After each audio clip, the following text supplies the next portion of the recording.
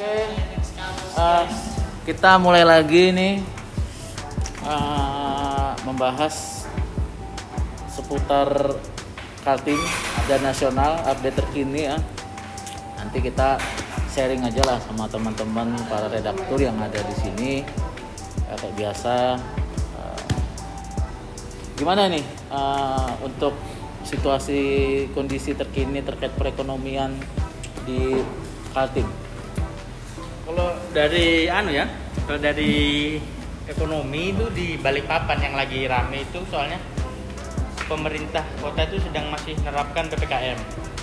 Juga ada beberapa daerah juga ikut-ikut karena lonjakan kasus yang meningkatkan. Dampaknya luar biasa.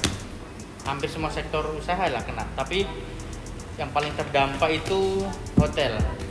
Nah, sekarang kebanyakan hampir rata-rata dia memasang mode bertahan. Kayak main bola juga ada mode bertahan, ada menyerang. Dia sekarang bertahan. Mereka itu menerapkan efisiensi yang ketat sama pindah ke berinovasi, nggak hanya mengandalkan okupansi. Jadi ada yang mengandalkan kuliner, ada juga yang pusat kebugaran dan lain-lain. Itu sih kalau dari dampak dari PPKM. Kemudian ada juga pariwisata juga kayaknya masih sulit bangkit. Asita sih memprediksi masih lunglai untuk tahun ini. Akhir tahun baru bisa bangkit melihat dari efektivitas vaksinasi. Kalau misalkan berhasil menekan corona, ada kemungkinan di akhir tahun baru bisa bangkit. Tapi kalau belum ya masih belum bisa diprediksi seperti apa nanti. Kalau kira-kira dalam seminggu ini nanti nih yang paling jadi headline-nya di halaman Metro Bisnis apa kira-kira yang paling jadi? Kalau dari kita berusaha mencari sektor-sektor usaha yang bisa mempercepat pemulihan, karena fokus kita di 2001 itu adalah pemulihan ekonomi. Nah, salah satu yang menjadi headline besok itu ekonomi syariah. Nah, di Kaltim ternyata ekonomi syariah pertumbuhannya luar biasa. Terlihat dari penerimaan dana pihak ketiga dari perbankan yang tumbuh 15% di kuartal 2 2020 lalu. Nah, itu indikator bahwa ternyata ekonomi syariah sama keuangan syariah itu bisa jadi andalan untuk mempercepat pemulihan ekonomi. Terus, tahun ini. Kalau yang nggak syariah berarti ini nggak bisa diandalkan atau gimana nih ceritanya? Harusnya bisa. Nah, sektor lain yang bisa berpeluang itu UMKM.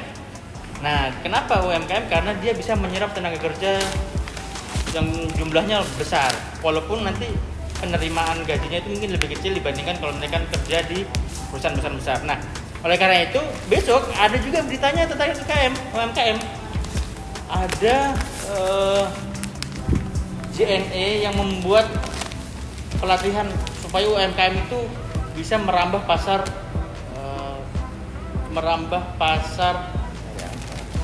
daring. Nah, karena sekarang tuh trennya orang tuh belanja lewat online, nggak cuma belanja konvensional. Nah, itu sih.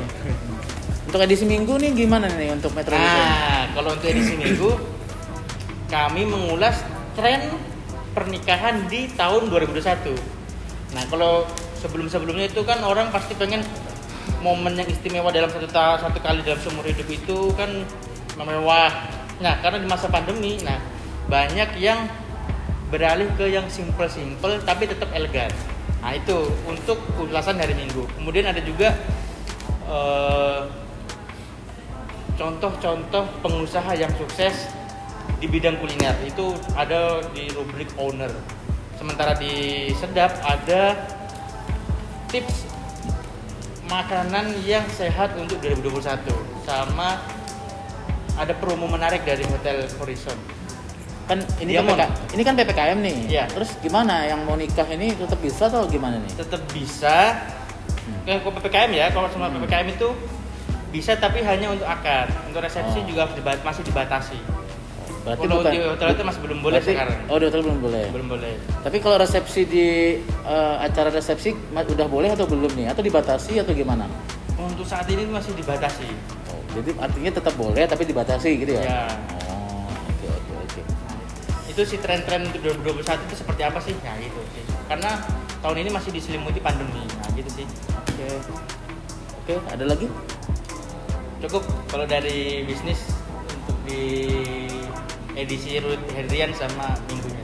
Ya, kita udah dengerin nih dari edisi Metro Bisnis dan Metro Weekend.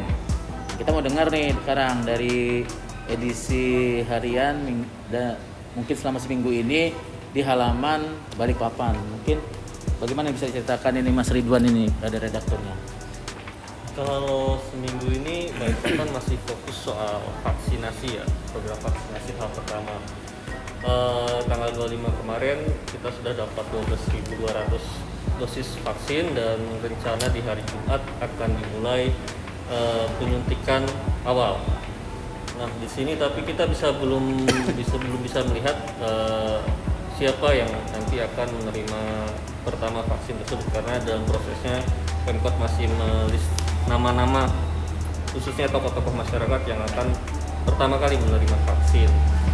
Setelah tokoh masyarakat, selanjutnya kita tahu ada tenaga kesehatan yang akan menerima vaksin. Nah, vaksin ini sendiri per dosisnya itu sudah terdata, artinya harus benar-benar disuntikan secara tepat kepada mereka yang sudah terdata gitu. Karena satu dosis sudah ada aplikasinya.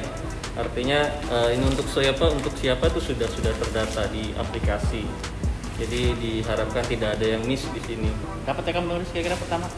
Nah, tapi di sini juga banyak nakes yang belum mau divaksin. Benar-benar harus menjaga kondisi tubuh. Karena kalau tidak akan ada kemungkinan dilewatkan. Jadi memang prioritasnya nakes. Cuman ketika nakes tersebut dalam hari hanya ketika akan divaksin dia tidak sehat, kemungkinan akan dilewatkan. Nah, selain itu juga Balikpapan fokusnya ini kan karena sebentar lagi HUT Balikpapan ya. Salah satu yang menjadi fokus sekarang ini bagaimana menyelamatkan pasien-pasien yang ada di rumah sakit, khususnya pasien terkonfirmasi COVID-19. Karena kita tahu salah satu terapinya itu kan terapi plasma konvalesen. Nah, kondisinya itu donor darahnya itu sangat sedikit, minim. Bahkan untuk itu ke depan nanti PMI rencana juga akan mengadakan donor darah. Karena kita tahu sendiri tidak semua yang penyintas COVID itu bisa mendonorkan plasmanya. Mendonorkan plasma konvalesen diterapikan ke penderita yang saat ini sedang dirawat di rumah sakit. Kemudian untuk beberapa minggu ini kita ada 2 kali tangkapan sabu untuk kriminalnya ya, dan nilainya cukup banyak lah. Kayak tadi hari ini di Polda Kaltim itu merilis tangkapan sabu sebanyak 6 kg. Itu kerjasama sebenarnya dengan Polresta Samarinda, cuman ini ada sendiri lagi yang sudah minggu lalu, hari ini di Balikpapan. Modusnya masih sama, menggunakan kemasan teh dari Tiongkok, dan untuk jumlah yang cukup besar biasanya modusnya seperti itu gitu. Jadi menggunakan kurir dari perbatasan melewati Samarinda, Balikpapan, nanti dari Balikpapan biasanya akan disebar ke Sulawesi ataupun ke Jawa gitu. Dan kurir ini ya itu setiap tangkapan sabu di atas 5 kg pasti medianya menggunakan kemasan teh dari Tiongkok itu yang sangat umum, bahkan dari 2-3 tahun belakangan itu yang digunakan. Kemungkinan dari bandar yang sama di Malaysia, karena informasinya kan barang ini dari Malaysia seperti itu.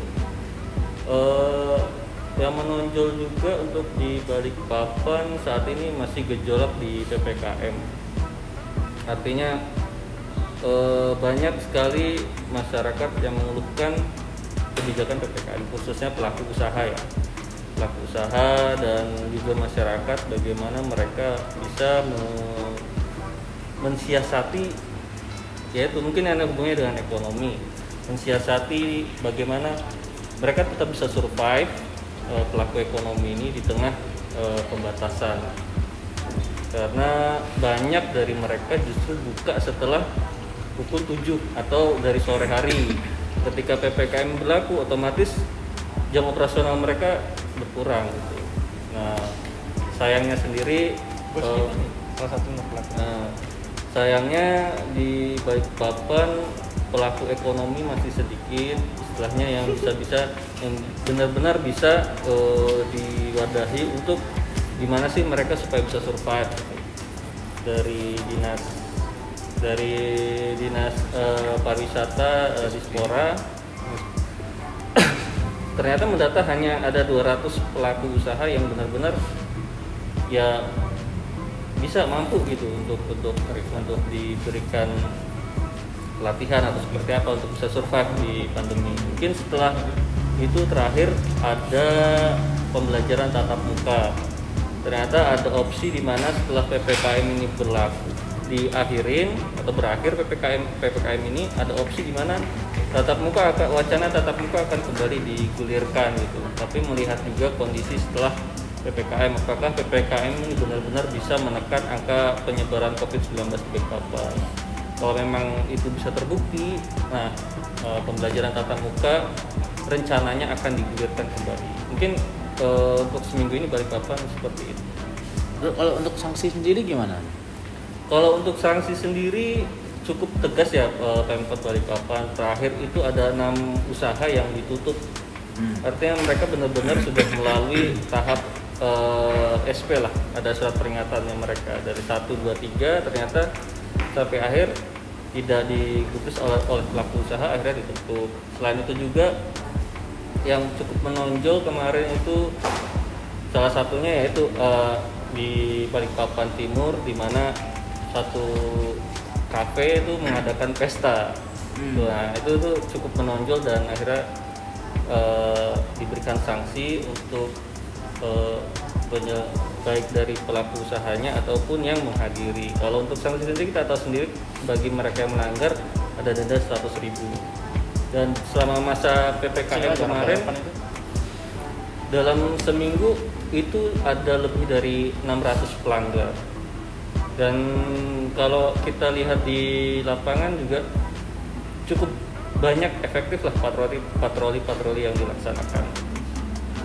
Mungkin itu aja.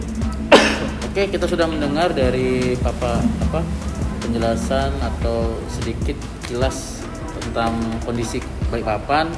Nah, kita ini sekarang mau dengar nih gimana kondisi atau update terbaru dari olahraga. Mungkin kita langsung aja ke redakturnya, ini ada Bung Thomas. Silakan Bung Thomas. Ya santai aja Bung Thomas. Iya, santai.